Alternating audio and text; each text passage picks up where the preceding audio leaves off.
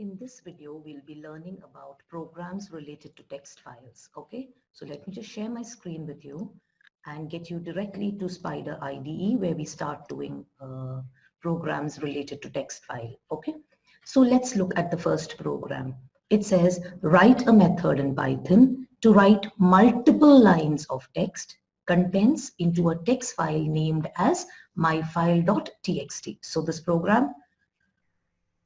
this question is from March 2016 and it's asking me to write a method which will write many lines into a text file. And what is the text file's name given here? myfile.txt. Now, if I have to write something into a text file, first thing I need to do is open the file, that too in write mode. So let's open the file. I have a file object which I call as fout is equal to open. Specify the name of the file. The name of the file given to me in the question is myfile.txt. Okay, and I'm planning to write something into it. So I have to specify the mode because by default we have learned the mode is read mode. So if I have to write something to a file, I must specify the mode. Okay, so with this line, I have opened the file. Okay, now the file is open and you can transfer contents. Okay. We have learned functions such as write as well as writelines to write the contents into a text file. But here it's saying multiple lines. So what are we going to do? We are going to be asking the user to enter multiple lines of text. Okay, so let's ask the user to enter the line. So I write line is equal to, how do you read a line of text from the user? Because it's going to be a string, I say input, enter a line. Okay, so I'm giving a message to the user saying enter a line. Now the user will enter a line, and where is that line going to be stored? In a variable named as line. Okay, now what do? I need to transfer it to the text file. How do we transfer something or write something to the text file? Is the file object, which is fout in this scenario, dot, making use of the function called write. So I'm making use of the function called write and the string variable that has the string, which is a string variable that has the string that the user has entered is line. The only thing is I want to write multiple lines of text, means every time the user enters a line of text, I wanted to put it on different lines. So along with this, I'm also concatenating the new line character. Remember, why am I doing this? Because I'm going to be asking the user multiple times to enter a line.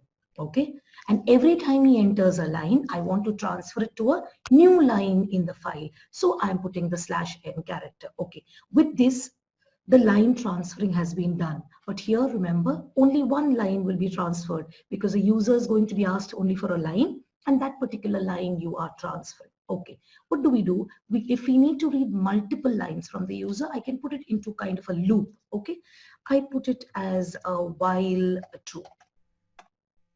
Now I'm using the Boolean constant true, which is always going to be true. So if you just write like this, it looks like, an infinite loop. Okay, but what I'm going to do is, after I write a line to the file, I'm going to ask the user whether he wishes to, write any more lines. So I'm going to take it into his answer into a variable called ans, and I'm going to ask him input, let's say, do you wish to add more lines? So it's up to the user. He can decide how many times he wants to add, okay? And he's going to be entering his wish. And I'm also giving him an option. You either enter a Y or a N, okay? I'm giving him that, please enter Y or a N, okay? So he's going to be entering a Y or a N into a variable called ans, okay? If his answer, if ans not equals to Y, okay? That means he doesn't reply with an answer Y. Do you want to continue the loop? No, I want to stop executing the loop. And we have learned the line to force the loop to get over is the break statement. So what happens here? The minute I write break, the line, if the user has not entered a Y, which means he has entered a N or any other alphabet, because he was supposed to be entering only Y and N. Only if he enters Y will I go back to the loop. But if he's entered anything other than Y, okay, then in that scenario, I am issuing a break statement which will come out of the loop. And once I come out of the loop, since I've finished writing the contents to the file, I would want to close the file. So fout.close. Okay, now another one interesting thing I would want to tell you here is if you don't close the file, I've told you in the theory part also, if you don't close the files, whatever you wanted to write is transferred to a buffer. Basically, between your Python program and the file, there is the buffer area. So whatever you are writing, it's transferred to the buffer, but it is not necessarily transferred to the file. When the buffer gets full, it gets transferred to the file. Okay. Now, but by writing fout.close, you are actually forcing the contents of the buffer to be transferred to the file. Otherwise, it would wait for the buffer to get full. So the minute you say close, you are releasing all the resources. So in that scenario, whatever data was in the buffer, not waiting for the buffer to get full, is going to be transferred to the file that we're talking about. Okay. So now this was, okay, I missed out something. It said write a method. So how do we write a method? I would say def, and let me call the function as writing. Okay. And then I will have to obviously indent all my lines. So let me just do that.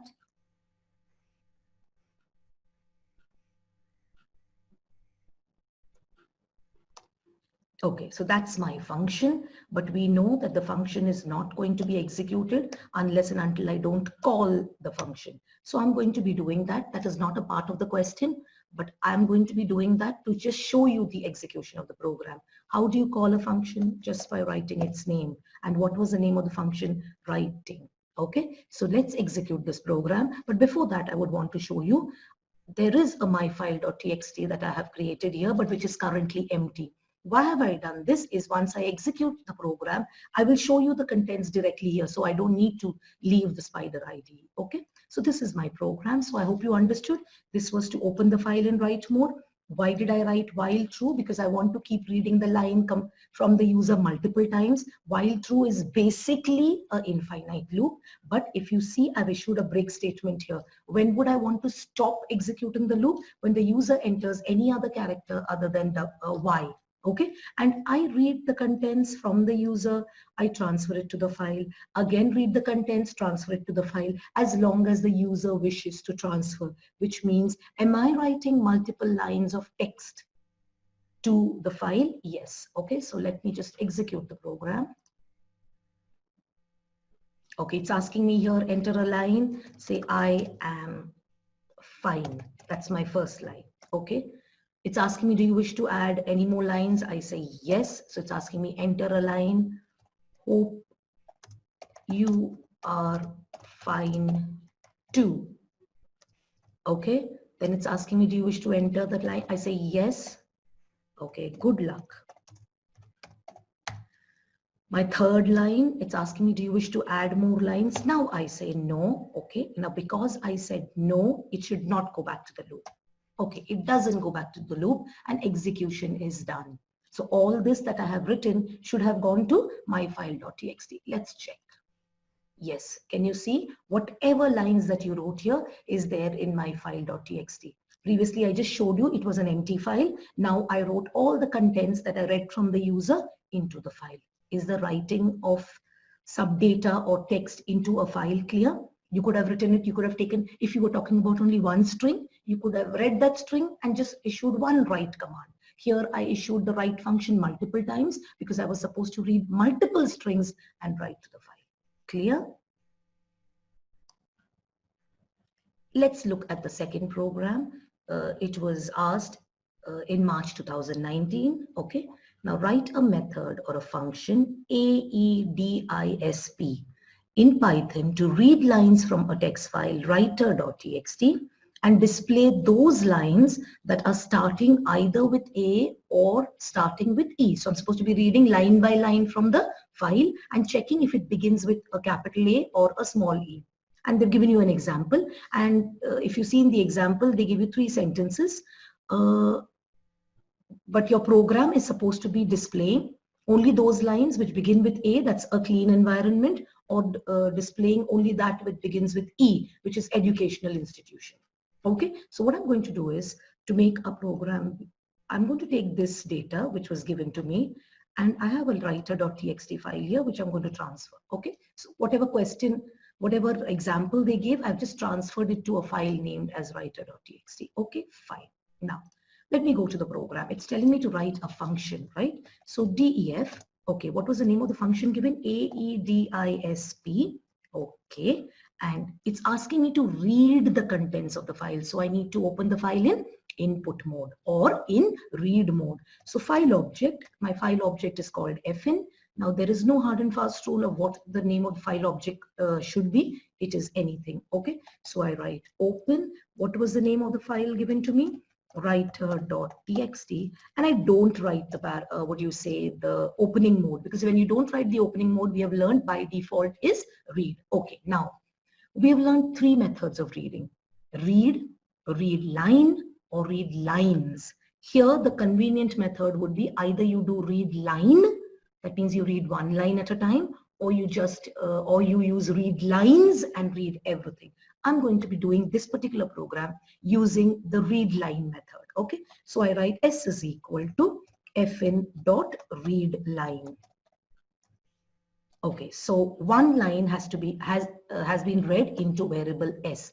Now, how long can we read from the file? Okay, when we learned the read line function, we learned that if a read line function cannot read any further, then it returns an empty string. And where is that empty string going to be stored? In your variable named as s. So if I can't read any further, s is going to be getting an empty string. So I will keep reading line by line until s does not become an empty string. So how do I write my loop? While s not equal to an empty string. So remember, s would only become an empty string provided the file did not have any contents. Okay, I just read a line. Now I'm checking, is it an empty string? Which means what? The file did not have anything. Then definitely the first read line only would give me an empty string. But now we've just put contents there. So it's not an empty string. So if it's not an empty string, what did I have to check?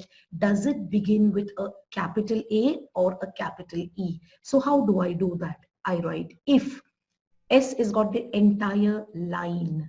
Beginning of the line means element at index location 0. So I check S of 0. Is it equal to a capital A, or S of 0? Is it equal to a capital E? If it is so, what am I supposed to be doing to those lines? I'm supposed to be printing those lines. So I write print S. Okay, I hope you understood what S of 0 means. When we have a string, the first element of the string is at location 0.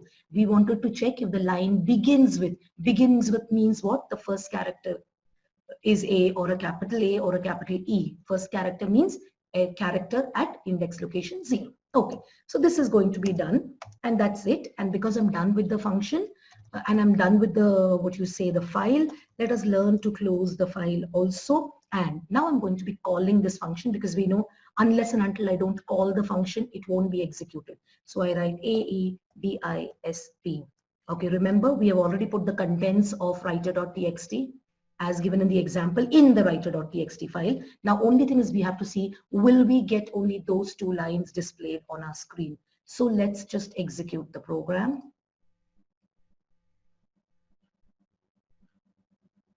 Okay, I hope you realize that there is an infinite loop going into happening. Now, why is there an infinite loop? I will tell you. Okay, you did a read line, so you just read one line. Okay, after reading one line, after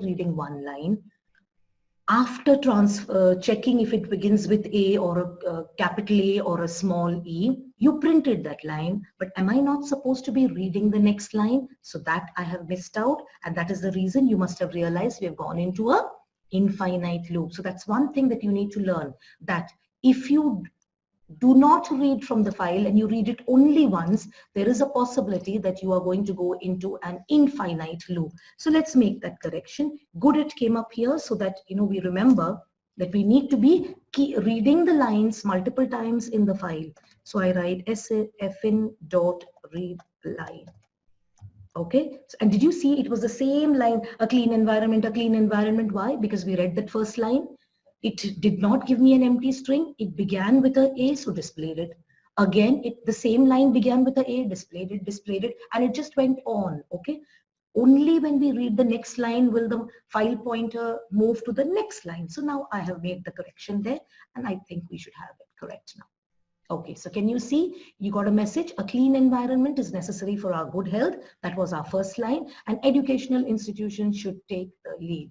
So I hope it's clear. So in this scenario, we made use of the read line function because the question said that I had to display those lines. So it becomes easy for me to read the contents of the file line by line. Clear? Let's look at the next question. It's from March 2018. It says, write a method in Python to read lines from a text file, india.txt, to find and display the occurrence of the word India. For example, and they've given you a content. Okay, so what I'm going to do is, I'm just going to copy this whole content as it is. I have a text file here, which is currently empty. I'm going to be copying all this back here. Okay, maybe it's here. Okay, is capable of, okay, so that's my text file. Okay, I go back to the program. So the program is telling me find out how many times the word India appears in that particular string. Okay, so, and it's asked me to write a function. So I write def, okay, and because it's counting the times, number of times India is repeated, let me just call it count India. They've not given us a file, a function name, so we can do whatever. Okay, now we are going to be reading the contents of the file. So I have my file object is equal to open and the file name. What's the file name given in the question? Let's just locate, okay, india.txt. So india.txt, and I'm going to read the contents. If I'm going to read the contents, I can keep it as it is. Okay, now, in the previous example, I showed you how to read one line at a time. Okay, in the loop, we kept reading one line at a time. I could have used the same concept here. I will keep reading one line at a time, or I could make use of the read function and read the entire content at one time. It's up to me. But remember, after reading, whether I read the entire content or whether I'm going to read one line at a time, what I'm going to do is divide this content as separate words by using the split function. Okay, so to make it not to complicate it more, let me do it using the read line, I think here. Maybe some other program I can show you using the read function. Okay, so what I'm going to do is, as usual, read the line. So I write sn is equal to fin.readline. So what is going to happen? I'll be reading one line at a time. And I said, when I can't read anymore, S is going to be returning the value. S is going to be returned the value empty string. Now, instead of writing while S not equal to empty string, you could also write, another way I'm showing you, you could also write while S. That means what? While S has some contents and it's not an empty string. So you could have written the previous way, you could have written it like this. Now, I have got one particular line in my variable, or the first line in my variable called S. It's a line. Now a line consists of so many words. And how do you separate words in a line using a space? So what I'm going to do is going to be making use of the split function. And what have we learned about the split function? It splits a sentence into different words. So how do I do it? I write X is equal to S dot split.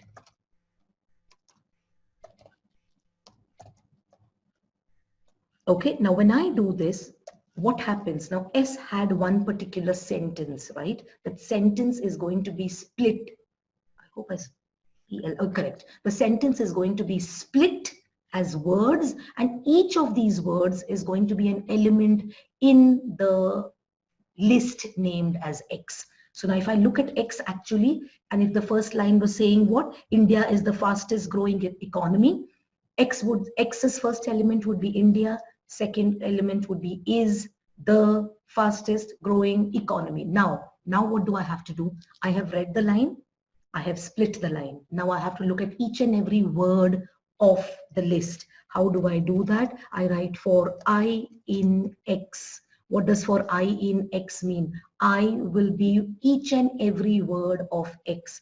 And what do I have to check? Whether that is India. So if I equals India, So remember, let me just go through it once again because it's a little complicated. What did I do? I first read a line from the user and I stored it into a variable named as S. Now you're looking at the line, how do I find out whether there is a word called India? So what I'm going to do, I'm going to partition or split this word. So in this, I split the entire string. And where is the splitted element stored? In a list named as X. So now X is a list that contains each and every word of the sentence or the line. So X of 0 will have the first word, X of 1 will have the second word, and so on. So now I need to traverse through the entire list. We have learned to traverse through a list or a string or a tuple. We use the loop. So when I say for I in X, what does it mean? I will traverse through each and every element of the list. Okay, and I'm checking if I equals India.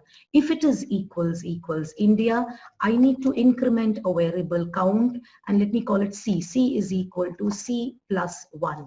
Okay, and whenever you have to do this, we have learned that I need to be initializing the variable C, and I'm initializing it as 0.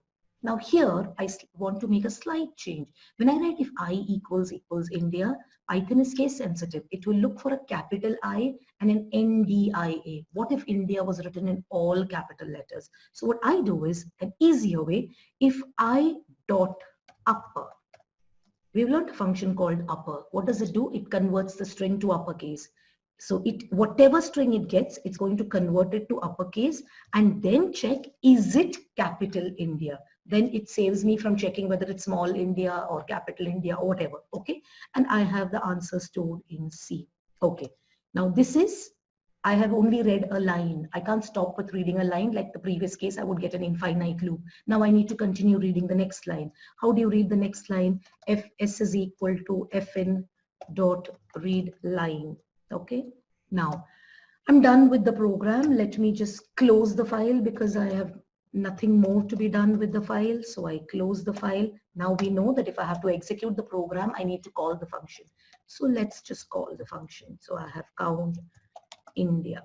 Okay, now if you look at this example given to us, India is coming here, India is here, there is a word called India here, okay, there is a word called India here. It will not count Indians because when you look at the word called Indians, it has INDIA, but it has NS as well. Okay, so let's see whether our output is, oh, we forgot to display the output. So before I leave the loop, before I leave the function, let us display. What do you have to display? The number of times India is repeated. Okay, and where is it stored? In your variable called C. Okay, so let's just run the program. When I run the program, can you see the number of times India is repeated is 4? I need not show you the text file at all. In the text file, nothing happened in the text file. It just picked up the data from the text file and checked how many times. So remember, we read one line at a time. Then what did we do to that line? Split it. What does the split function do? It will separate it word by word and it creates a list. So X becomes our list. For I in X would mean I is taking each and every element of X, which means it takes each word of that line, checks whether it's India, and the variable C is incremented if it finds the word India. Clear? Now next, let's look at another program.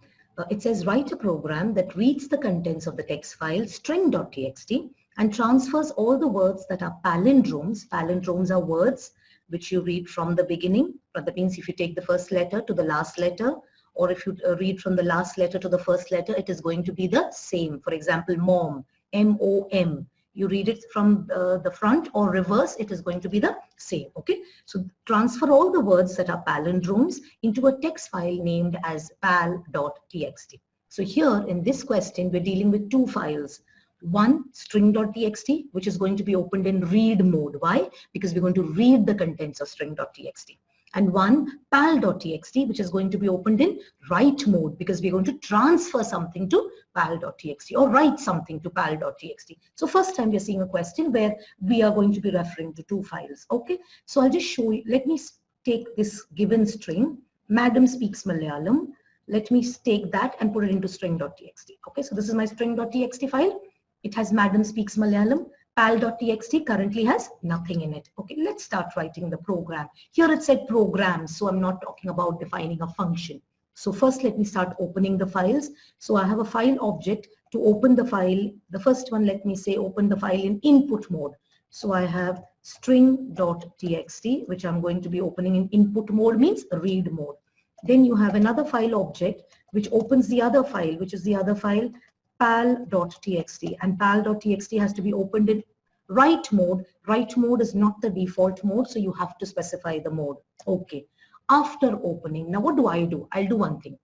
I'll read the entire content, okay, using the read function, because I've not done that till now. So s is equal to fn.read. Now when I do this, the entire content of the file string.txt will be stored in s, the entire content. I have to see the words that are palindromes. So what am I going to do to this entire content? Again, split it, okay, like we did previously. So x is equal to s dot split.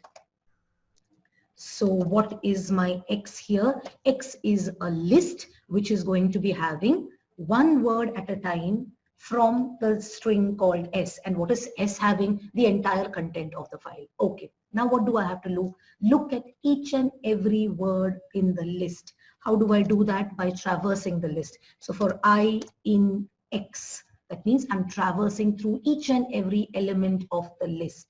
Okay. Now what do I have to check?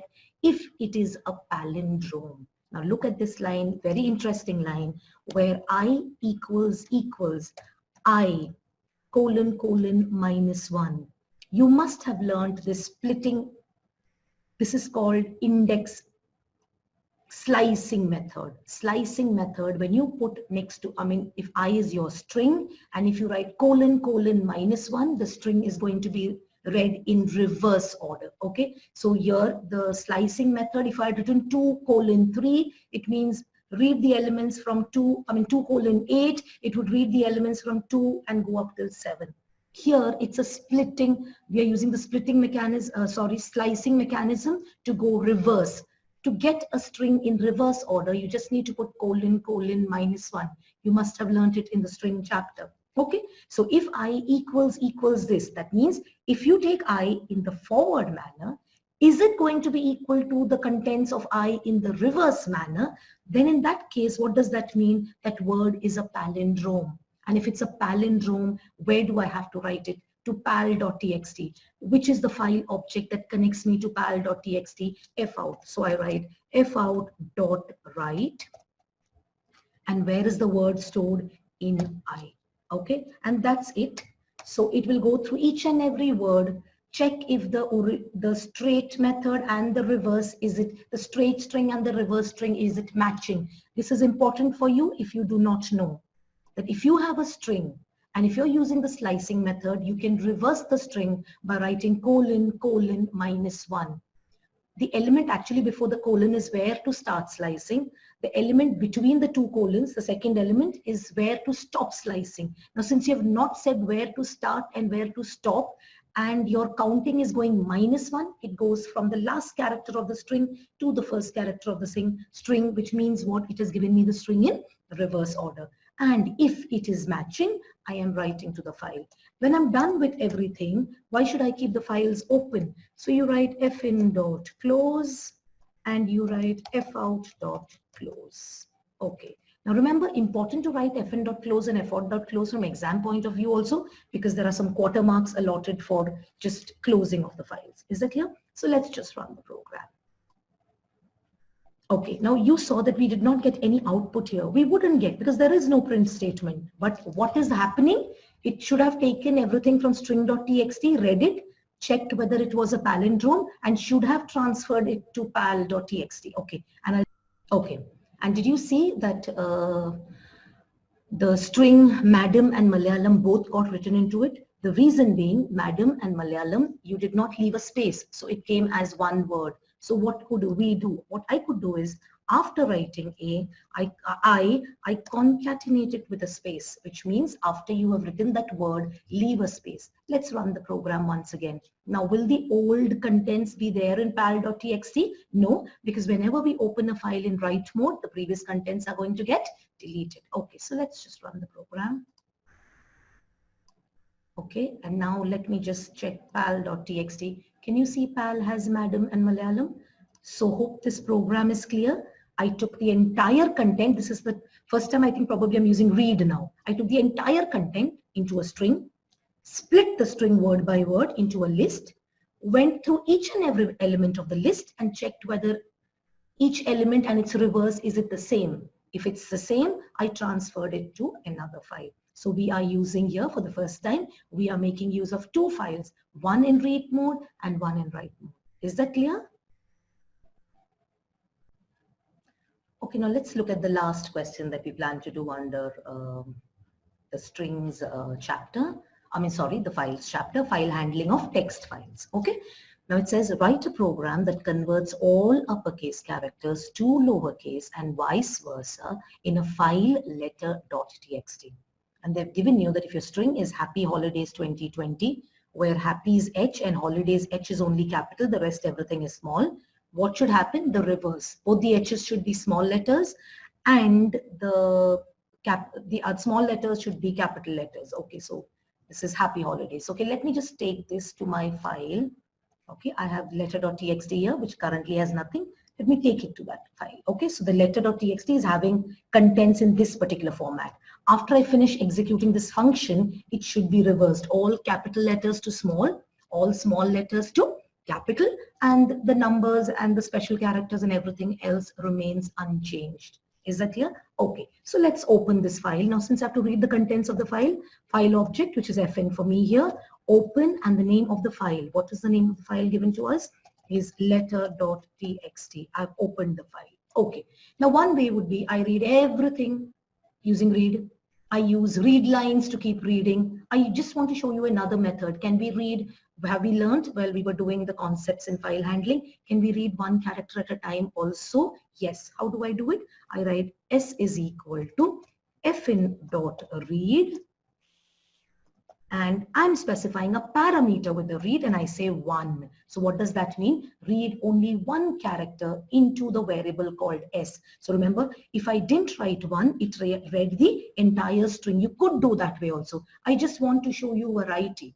Okay, various ways you can do a program. So now I'm just reading one character at a time from the file. Okay, after doing that, I want to check whether s was returned value 0 or no. Empty string or no. So I'll write while s, because I have to keep reading. I've just read one character till now. Okay, what do I want to check? If the character is an uppercase. So how do I check? If s dot is upper. We've learned a function called is upper. If it's upper, what do you want to do? You want to convert s dot to lower. Okay, but now I can't store it in the same string. So for that reason, I'm using another string variable called str, which is an empty string first. And what do? I write str is equal to str plus s dot to lower. So what does it mean? Currently str has nothing. To that nothing, you are adding the lower of s. Why? Because it was an uppercase. Okay. Similarly, I'm going to do for the lowercase, else, not else, elif s dot is lower. Okay. If it's in lowercase, then what do I do to str? Okay, I have some indentation issues. Let me just figure that out first. Okay, this is indented. Okay, fine. Okay, so now if it's lower, I need to convert it to uppercase. So str is equal to whatever was previously there in str. To that you are attaching the uppercase of this. So s dot upper. Not okay, it's not too lower, guys. It's lower. So if s was upper, you're converting it to lower. If S is lower, you're converting it to upper. And if it's neither upper or nor lower, which means if it's a digit or a special character, what do? Keep it unchanged. But do you need to add it to the string called str? Yes, others are going to lose out on that data. So str is equal to str plus S as it is without any change. Okay. After this, I keep reading the next character. So I write S dot S is equal to fin dot read, and I read one more character. So now what will happen in this loop? You opened the file in input mode, you kept reading one character, converting and transferring the converted thing into str, okay? You're not manipulating S because S is not mutable. You can't manipulate S. S is a string. So you're putting the converted versions into another string variable named as str. And if you're not converting it, you're putting the character as it is into the variable called str. And then I'm reading one more character and this loop continues. Okay. After that, I don't have to display this. I had to actually modify letter.txt. So what I do is I just close that file. Okay, I close that file and I reopen that file in output mode. So I have or write mode. Fout is equal to open, and I open letter.txt in write mode. Okay, so I've opened it in write mode. Now what will happen? All the old contents of the file letter.txt is going to get replaced, or it's going to get deleted. Okay, so I've opened it. Now it's a clean file. Into that file, I write fout.write. And where is the converted string for me? In which variable now? str. So I write str. And after that, I close the file. Okay, so what are we doing here? We are modifying a particular file. I opened letter.txt, read its contents, did the conversion, stored the converted string in str, and finally closed that file, reopened it in write mode, so all its previous contents got lost, and now the converted version gets written to the file. Okay, so let's just okay, this program was asking me to write it as a function. Okay, so I am going to write def. I always miss out. You all should not miss out doing that in the exam. Okay, when they say function, yes, we will stick to it and we will write it as a function. So now all the indentations required. Okay, so let me do the indentations correctly, because you know how important indentation is with respect to. Okay, I forgot an else here. Else, that means if it's not upper, if it's not lower, just add it to the string as it is. And you read the another character. Okay, and obviously close the file outside the loop, open the file again, write to the file and close both the files. Okay, and now I need to call the function. So how do you call the function? You just call the function by writing its function name. So I write convert. Okay, that's nothing to do with the function. That's a main part of the program and it's going to do the conversion for me. Okay, let me just execute the program. Okay, did you get an output here? No, because there was no print statement, but let's see what happened to that the file. You remember capital H of happy and H of holidays was capital, rest everything was small. Did it get reversed? Okay, did you see that everything got reversed in terms of uppercase and lowercase characters, but what happened to the digits and the special characters? It remained unchanged. So I hope the text file concept is clear. Children, just remember one thing. The questions can be any questions that they've asked you or you've learned in the strings chapter of class 11. Only thing what we're going to do is we're going to open the file, get the content, and then what we do to that content is our class 11 string manipulation chapters topics. Okay, so there is nothing new we have learned. Programs are not new. Only thing is, how do you open files? How do you close files? How do you write something to a file? How do you read from a file? Those things are new. But with text file questions for the board examination, remember, any string related questions can be asked because they're basically, when you're reading from a text file, you're reading a string. And on that string, they could ask you, count this, count that. You know, we have done questions like count how many alphabets, digits, and special characters are there, anything. Once you read into a variable, then it is behaving like as though you have the content in a string. Is that clear? But only thing is, remember that when you're reading a read as well as a read line, The /n is also read, even with read lines, the /n is also a part of the string. It is also read into that variable s or whichever variable you're using. Is that clear? So I hope the text file contents or concepts are clear. Watch the previous video for the concepts of text file, and for practicing some questions, you could watch this video. Okay, thank you.